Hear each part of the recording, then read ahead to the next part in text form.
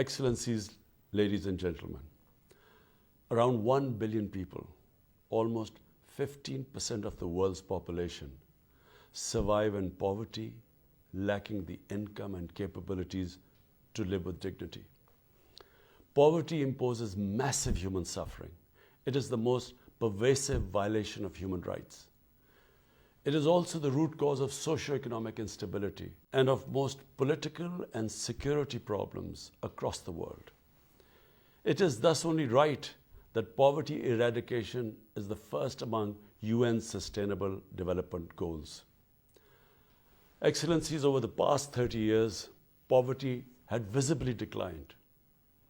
However, the COVID-19 pandemic has triggered the worst global recession in over a century. 100 million people are likely to be pushed back into extreme poverty. A decade's development could be reversed. The COVID virus does not discriminate, but it is the poor and vulnerable who have suffered the most from it. In Pakistan, we have been able to control the virus through our strategy of smart lockdowns. My government has done its utmost to shield the poor and the vulnerable.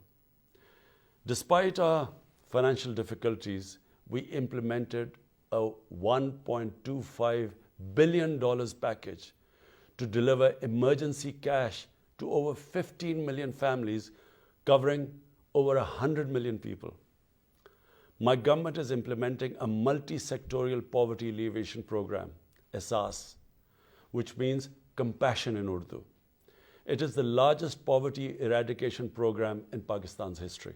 My government is committed to reducing poverty from 24.3% to 19% by 2023.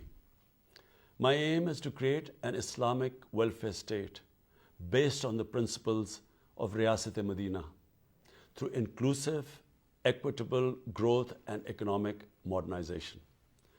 Excellencies, as the UN Secretary General has observed, inequality is the hallmark of our times. Today, the 26 richest people in the world own as much wealth as half the world's population does. The richer countries have mobilized over $10 trillion to recover from the COVID crisis. The developing countries, on the other hand, are struggling to find even a small fraction of the $2.5 trillion they need. Apart from the direct attack on poverty, we need to address its systemic causes. At the national and international levels, the structures of finance, production and trade must be made fair and equitable. The exploitation of the resources of the poor countries must stop. The illicit flows of fruits of corruption and crime must be halted, and the stolen assets returned to the countries of origin. And developing countries must be helped to recover from the COVID crisis, to realize the SDGs, and to ward off the impacts of climate change. The financial resources needed by the developing countries must be mobilized through debt relief, which I called for last April, the creation of new special drawing rights, and expanded official development assistance. The realization of SDGs can be accelerated, especially through major investments in sustainable infrastructure and renewable energy, transport, housing, water and sanitation.